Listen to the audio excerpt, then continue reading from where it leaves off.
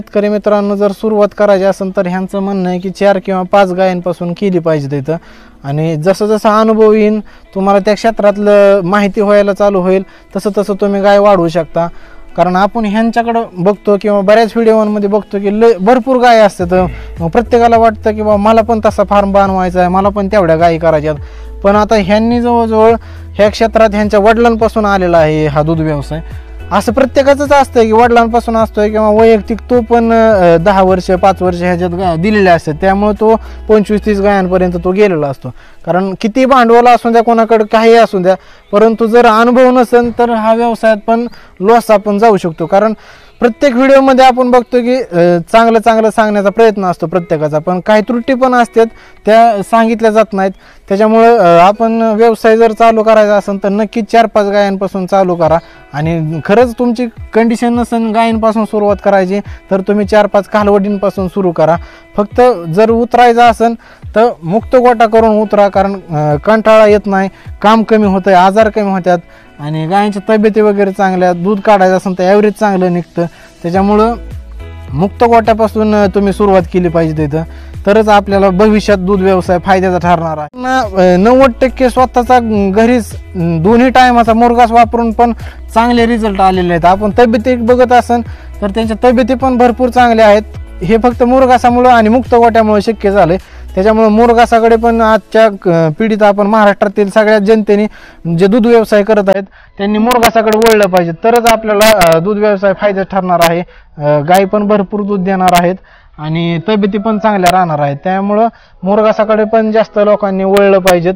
तर तुम्ही आपण बघूयात त्यांनी मुरघास वगैरे केलेला आहे, ते मशीन वगैरे थोडंसं बघूयात. तर तुम्ही मागाशी उल्लेख केला की बाबा मुरघासाची मशीन वगैरे तुम्ही स्वतः घेतलेली, तर कोणत्या कंपनीची ही मशीन? सरदार का? कितीला बसलेली तुम्हाला ही? सरदार ही मशीन 2.5 लाख रुपयाला बसली. कारण आपल्याकडे मोठा ट्रॅक्टर पण आहे, बारका पण आहे. दोन्ही ट्रॅक्टर आहेत. मोठ्या ट्रॅक्टरवर पण चालते, बारक्यावर पण चालते, लाईट पण चालते, मोटर जोडली तरी. बरोबर. म्हणजे सगळं मोठा ट्रॅक्टर, बारका ट्रॅक्टर आणि लाईट कशावर पण आपण करू शकतो. बरोबर. आता हे मुरघासाला स्वतः मशीन घेतल्यापासून तुम्ही म्हणलात की बाबा लेबरचाच फक्त खर्च होतो, बाकीचा तुमचा खर्च सगळा वाचला. बरोबर. मग आता तुम्ही मुरघास करताय तो असं जमिनीवर करता का खड्ड्यात करता? जमिनीवरती. बरोबर. चला बरं आपण थोडा मुरघास बघूयात. तर आपण बघतोय तुमचा हा जो मुरघास बनवलेला आहे तर तुम्ही असं जमिनीवर बनवलाय ना? हो, जमिनीवरती. तर सुरुवातीपासून कसं प्रोसेस असते तुमच्या मुरघासाची? सुरुवातीला आदल्या दिवशी मका तोडून ठेवतो सगळी. म्हणजे त्यात मका मधला पाण्याचा अंश पण थोडा कमी होतो. मग दुसऱ्या दिवशी कुटी करायची, डायरेक्ट रानात कुटी करतो ट्रॅक्टरने. बरोबर. टायलीत भरून डायरेक्ट हिता आणून टायली उराळतो. त्याच्यात गोळाचं पाणी, मिठाचं पाणी टाकतो, थोडं टाकतो. काय ती कल्चरल पावडर टाकतात ती टाकतात काय तुम्ही? ते नाही टाकत, फक्त गुळाचं पाणी आणि मिठाचं पाणी. त्याचं काय प्रमाण असतं का? त्याचं काय एका टनाला 1/2 किलो गुळ आणि 1 किलो मीठ. बरं. एका टनाला? तर मग ते तुम्ही थर असं जसं येईल तसं मिक्स करीत राहतो? हो, थर.